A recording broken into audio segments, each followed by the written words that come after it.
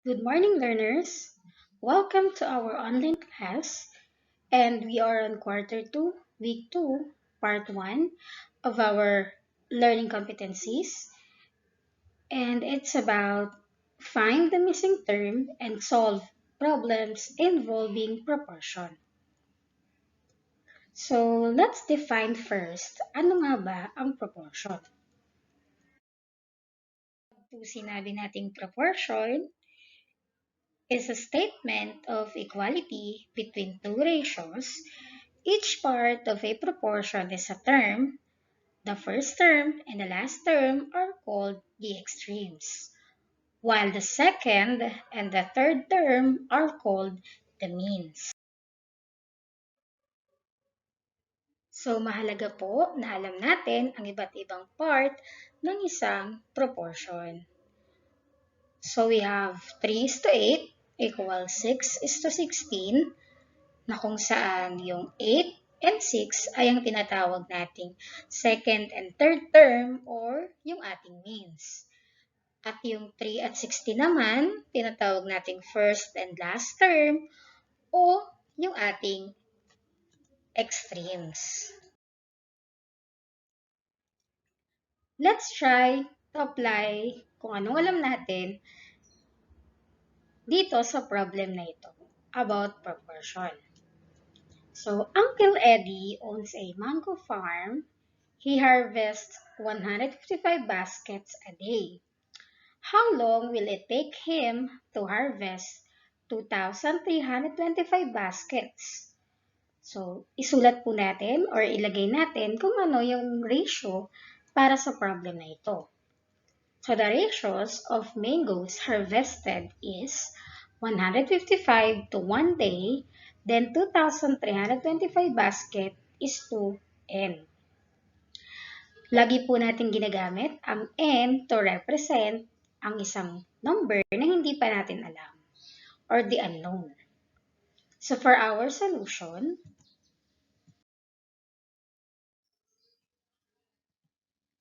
isusulat po natin ang pagganito yung ating proportion. So we have 155 is to 1 and 2,325 is to N.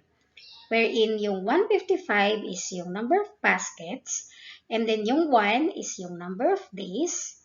Tapos yung 2,325 is the number of baskets also na kailangan, and then yung N is the unknown number of days na unknown number of days.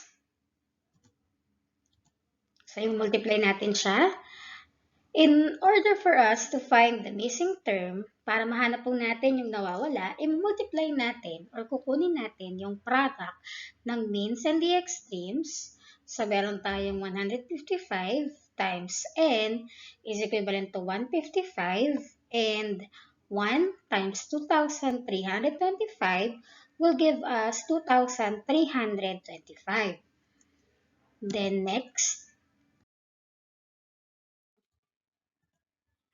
so, magiging ganito po yung ating proportion. We have 155 n is equivalent to 2,325. After we get the product, or pag nakuha na po natin yung product, i-divide naman na po natin siya dun sa number na katabi ni n. So, we have 155 is equivalent to 2,325 over 155. So, kung ano po yung ginawa natin sa kabilang side, gagawin din po natin sa kabila. Kung dinivide natin sila ng by 155, yung kabila po is i-divide din natin by 155. So, maka-cancel out ito because this will become 1. Then, magkakaroon tayo ng n is equivalent to 2,325 over 155. So, pag in-divide po natin silang dalawa, ang ating magiging value is 15. Therefore, n is equivalent to 15 and it will take him 15 days to harvest 2,325 baskets.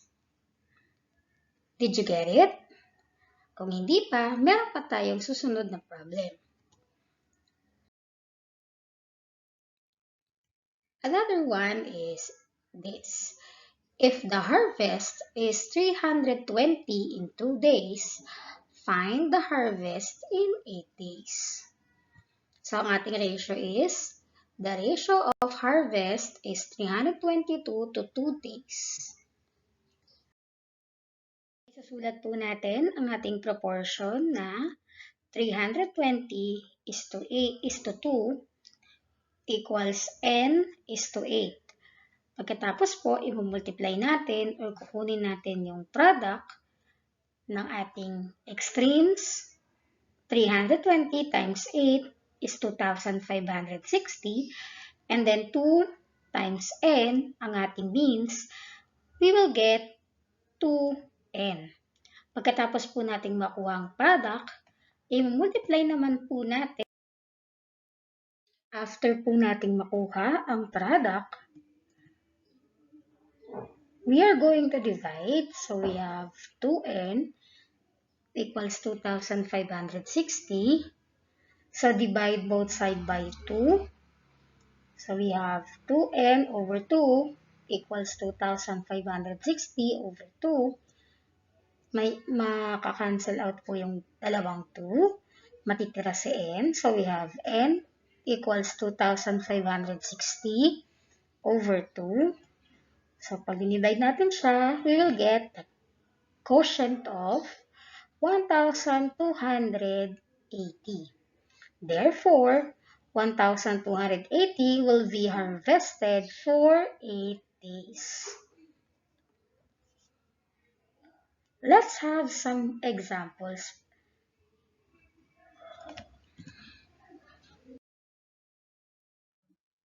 Let's have this one. So, kanina, in problem tayo, for this time naman, it's expression.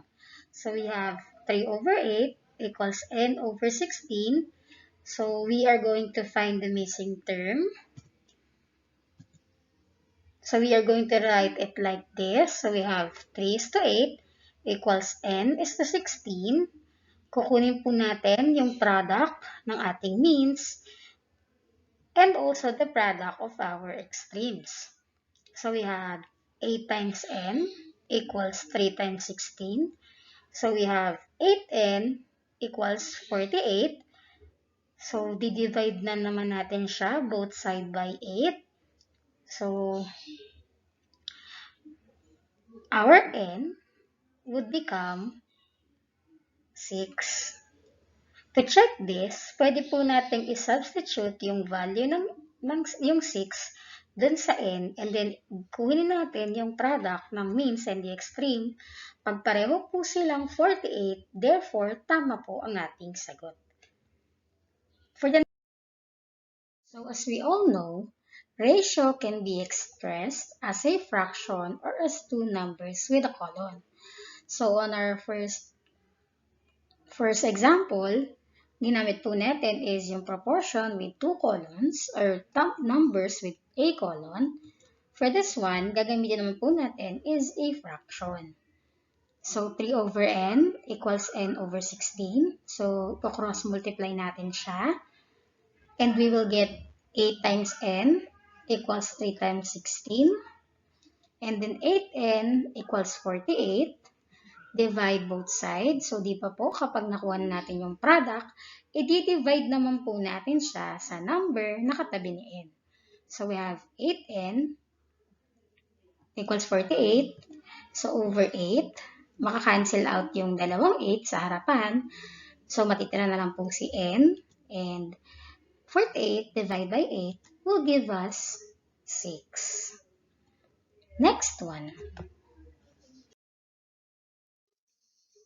In our next example, so we have 3 over 10 equals n over 120. In this example, gagamitin po natin yung with a colon. So we have 3 is to 10 equals n is to 120. Getting the product of the means, 10 times n, and getting the product of the extreme, 3 times 20. 10 times n equals 3 times 120. So we have 10n equals 360. So, katulad ng mga nauuna, divide both sides by 10. So, we'll get a value of 36. Next, let's try this in fraction. So, we have 3 over 10 equals n over 120. Cross multiply.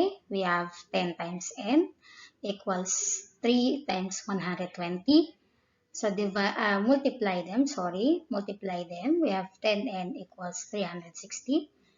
Divide both sides by 10 also. So, 10 and another 10. So, we have n equals 360.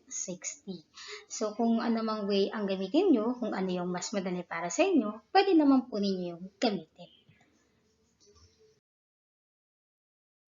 Let's have another one. So, we have n over 35 equals 16 over 20. So, here's your solution. We have n is to 35 equals 16 is to 20. Getting the product of the means and getting the product of the extremes. So, we have n times 20 equals 35 times 16. So, we have 220n equals 560. So, katulad po ng mga nauna, divide both sides dun sa number na katabi ni n. So, we have over 20. Maka-cancel out yung 20 kasi nga po, 20 divided by 20 will give us 1. So, matitira na lang po is n. n equals 28. So, our missing number or missing term is 28. Next, let's try for another one. For the fraction form, so we have n over 35 equals 16 over 20. Cross multiply, we have n times 20 equals 16 times 35. So, 20 n equals 560. Then divide both sides by 20. So, we have the value for n is 28. Let's have some more, but this time this is in column form. So we have 8 is to 60 equals 2 is to n. So getting the product of the extremes and the means. So we have 8 over n equals 120. Divide both sides by 8. We will get a quotient of 15. So the value for n is 15. Next, how second one? We have 5 is to 6 equals 30 is to n. So, getting the product again, i-multiply natin yung ating means and extremes. So, we have 5 times n equals 5n. And then 60 times 30 is 180.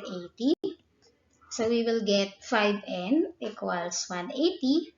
Then divide both sides by 5. We will get a quotient of n is 36. Next, how about this one? So we have 2 is to 3 equals 10 is to n. Same process po. We are going to get the product of your extremes and the means. So getting the product of the extremes, we have 2 times n equals 2n. And then 3 times 10 equals 30. We will have 2n equals 30 over 2. We are going to have n equals 15. For the last one, let's proceed. 3 is to 8 equals n is to 24. So we are going to get the product of your extremes. So we have 3 times 24 equals 72. And 8 times n equals 8n. So we are going to have 8n equals 72. And then divide both sides by 8. We will get a value of 9. So for our learner's task, what I want you to do is to get your pen and paper and then try to answer these questions. So find the missing term in each of the proportion.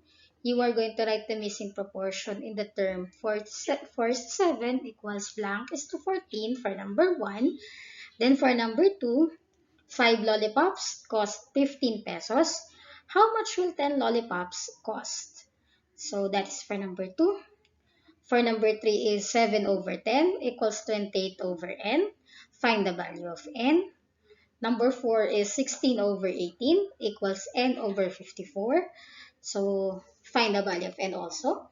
And then 3 over 4 equals 6 over n for number 5. After this presentation, there's an answer or key to corrections. So please do check if you get an answer or kung tama po yung sagot ninyo sa mga questions. So I want you to remember that to find the missing term in a proportion, when one term of the means is missing, multiply then divide the product to the given term of the means, then do the same when one of the term in extreme is missing. So these are some of my references. Kung gusto nyo mag-search sa internet, pwede po nyong itry na tingnan itong mga link po na ito. Okay? So, thank you so much for listening. I hope may natutunan po kayo kung paano hanapin ang missing term in a proportion. So please do watch the part 2 of this video. Thank you so much and God bless us all. Po ang answer key sa ating learner's task. Pwede nyo pong i-check kung tama ang inyong sagot. Maraming salamat po.